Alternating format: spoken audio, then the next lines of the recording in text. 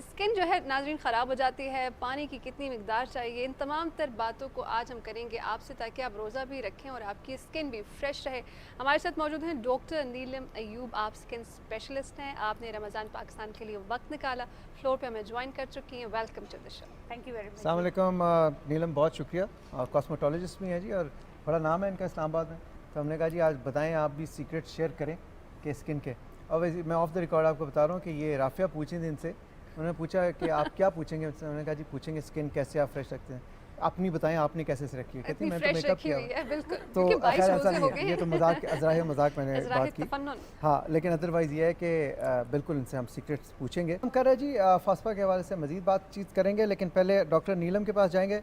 Doctor नीलम, makeup बिल्कुल आपकी मैंने एडवाइस मान ली कि ये सबसे आसान तरीका है स्किन को फ्रेश रखने का और ग्लो कराने का, लेकिन अगर कोई मेकअप ना अफोर्ड कर सके तो वो नेचुरल तरीके से जो है किस तरह स्किन फ्रेश रख सकते हैं, और स्पेशली रमज़ान में जब रोज़ा रखा हो, थकावट भी हुई हो, नकाहत भी हुई हो, तो स्किन कैसे फ्रेश रह सकती है? देखिए, अगर हम इंसानी जिस्म की बात करें तो 70% जो हमारा वेट है वो वाटर कंटेंट है। रमज़ान में चूंकि वाटर रिस्ट्रिक्शन हो जाती है, तो वाटर रिस्ट्रिक्शन अगर हो गई है तो इसका मतलब है कि आपका बॉडी वेट कम हो रहा है, और बॉडी वेट कम हो रहा है। बेसिकली वाटर हमारी एक बेसिक नेसेसिटी है।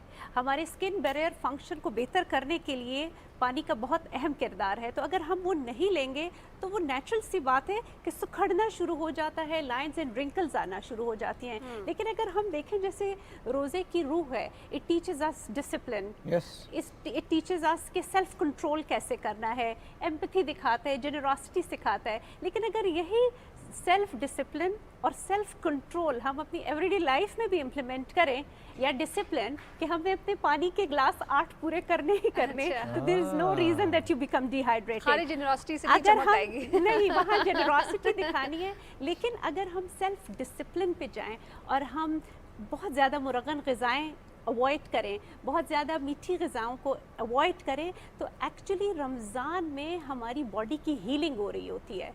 तो जहाँ ये हमें एक्सटर्नल डिसिप्लिन और कंट्रोल सिखा रहा है, ये हम इंटरनल हीलिंग दे रहा है। ओल्ड यूरोपियन स्कूल में जब मेडिकल कॉलेजेस थे, वहाँ पे ट्रीटमेंट का तरीका पुरानी बीमारियों को यही होता था कि वो फास्टिंग करवाते थे, इंटरमिटेंट फास्टिंग। ये आपके अंदर हील कर रहा है, ये आपके लिपिड मेटाबॉलिज्म पे, रमज़ान में हमारा लिपिड मेटाबॉलिज्म रोज़ा, हमारा प्रोटीन का मेटाबॉलिज्म और हमारे कार्बोहाइड्रेट का मेटाबॉलिज्म, ये बड़ा रेगुलेट हो जाता है अंदर से। हमारे सारे हार्मोन्स बड़े कंट्रोल हो जाते हैं। तो अगर हम जनरली इस डिसिप्लिन को इम्प्लीमेंट करें और कचौरियाँ और तली हुई चीज़ें कम खाएं, तो एक्चुअली दिस रोज़ा इम्प्रूव्स अस। अट्रैक्टिव भी तो बहुत लगती है ना, अट्रैक्टिव लगती हैं वो प्लेट में क्रिस्पी क्रिस्पी, ऐसा ही है। लेकिन जहाँ वाटर इनटेक है, वहाँ पे हमेशा स्किन को बेहतर रखने के लिए आप किसी भी डर्मेटोलॉजिस्ट से पूछेंगी, मॉइस्चराइजेशन मस्ट है, ताकि अगर कोई इंटरनल कमज़ोरी या इंटरनल डेफिशिएंसी हो भी रही है, तो आप एक्सटर्नली अपने स्किन को मॉइस्चराइज रखें। डॉक्टर, जिस टाइम पीरियड में फास्टिंग कर रहे होते हैं और हम पानी नहीं पी रहे होते हैं, तो उस टाइम पे स्किन कैसे बिहेव कर रही होती है? जब पानी जाता है बॉडी को, तो क्या उस वक्त हमारे सेल कैसे बिहेव कर रहे होते हैं? देखिए, हमारा जो वाटर, हमारी स्किन का सबसे बड़ा फंक्शन क्या है? ये हमें एक्सटर्नल इंसल्ट से बचा रहा है। ये 20% है हमारे बॉडी का एक सबसे बड़ा ऑर्गन है, ठीक है जी। तो अगर इसका फंक्शन सबसे बड़ा क्या है, ये हमें सारे फिजिकल, केमिकल और हर किस्म के एक्सटर्नल एनवायरनमेंट के इंसल्ट से हमारी इंटरनल बॉडी को प्रोटेक्ट कर रहा है, ठीक है। जब आप वाटर इनटेक कर लेते हैं, तो उससे ऑब्वियसली आपके सेल्स की एब्जॉर्प्शन की वजह से आपकी आउटलुक भी बेहतर होती है, क्योंकि इस वाटर बैरियर फंक्शन को आपकी स्किन ही मेंटेन कर रही है। लेकिन अगर आप नहीं पी पाते, तो उसका हल ये होता है कि आप हाइलुरोनिक एसिड, जैसे हमारे आजकल हम ज़रा इम्पोर्टेड प्रोडक्ट्स को अवॉइड ही कर रहे हैं, तो हमारी एक लोकल कंपनी बनाती है, स्किन इंटेलिजेंट का हाइलुरोनिक एसिड है। उसके क्या बेहतरीन असर होता है, अगर आप वो स्किन पे लगाएंगे तो वो आपके वाटर कॉन्टैक्ट को लॉक कर लेगा। अच्छा, तो बहुत सारे लोगों को ना डॉक्टर साहब ये भी नहीं पता होता कि हम जो सेरम यूज़ कर रहे हैं, फिर उसके साथ हमारा सन एक्सपोजर कैसा होना चाहिए, हम कितनी देर बाहर रहें, उससे भी कुछ पिगमेंटेशन आ जाती है। तो ये बड़ा असल में जो हमारी बच्चियां हैं, वो सोशल मीडिया पे जो देखती हैं, वो कहती हैं कि हम रेटिनॉल भी लगा लें स्किन के ऊपर, हमने AHA BHA भी लगाना है। एक ही साथ में आती है। डॉक्टर नीलम, हमारा AM का क्या रिजीम होगा, हमारा PM का क्या रिजीम होगा, नियासिनामाइड भी लगाना चाहती हैं, वो विटामिन C भी लगाना। ये सारे एक्टिव प्रोडक्ट्स हैं, ये आपकी स्किन को इरिटेट करते हैं। स्किन को मॉइस्चराइज करना 2 से 3 मरतबा। सन प्रोटेक्शन के लिए कोई भी सन ब्लॉक जो SPF 30+ हो, it is good enough for Asian skin.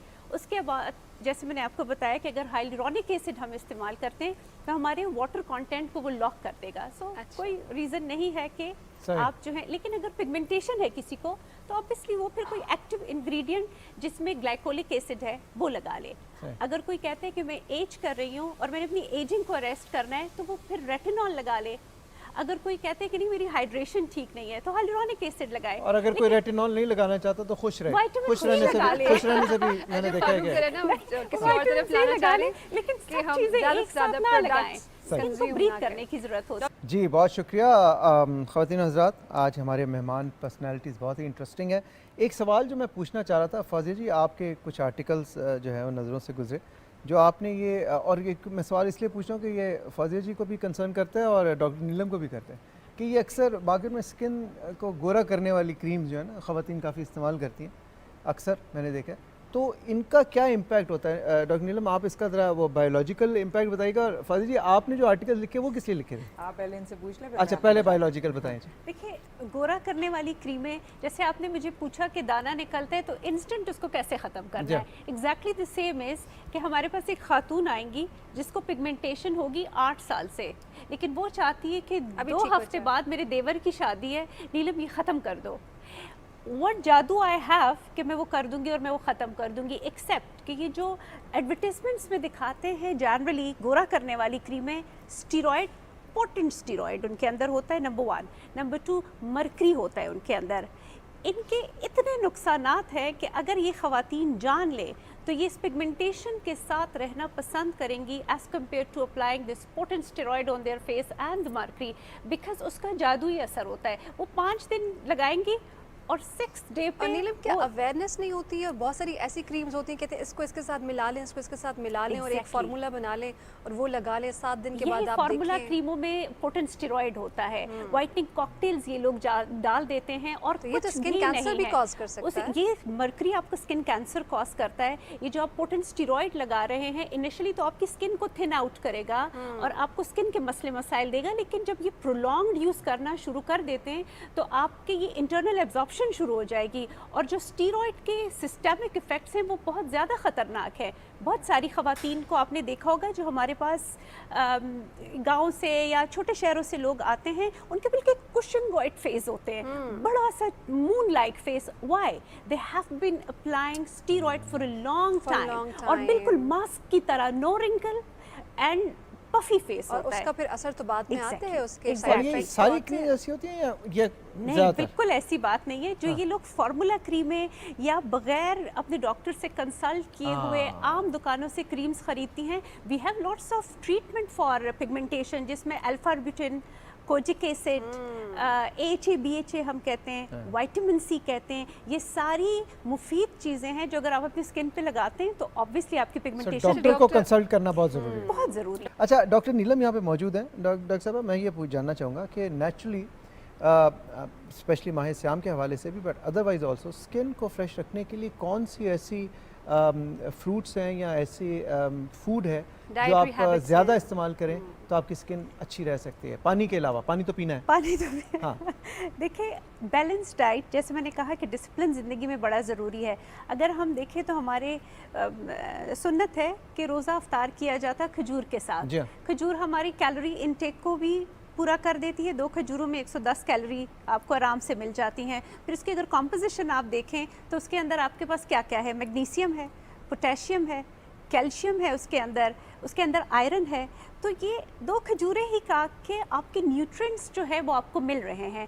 तो आप अपनी डाइट को बैलेंस रखें। किसी भी चीज़ से डिप्राइव करना अपने आप को ऑब्वियसली नुकसानदेह है।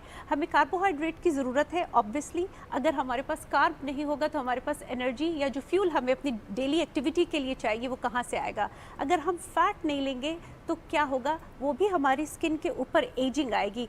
लेकिन again a balanced amount of everything in your diet is very important, जिसमें ग्रीन लीफी वेजिटेबल्स हम कहते हैं कि बहुत ज़रूरी हैं। सब्जियाँ जी, सब्ज़ पत्तों वाली सब्जियाँ हो गई, फ्रूट्स हो गए, बहुत सारे लोग नहीं लेते। कौन से खास देखिए, सिट्रस फ्रूट्स खा लें आप, माल्टे, कीनू, बहुत सारी जो बच्चियां विटामिन सी लगा रही होती हैं वो 2 किलो माल्टे खा ले, they will have a beautiful skin. अच्छा। केले के अंदर आपका इतना पोटेशियम और इतने सारे न्यूट्रिएंट्स है, अगर आप एक बनाना सुबह खा लें तो you can fulfil all the requirement.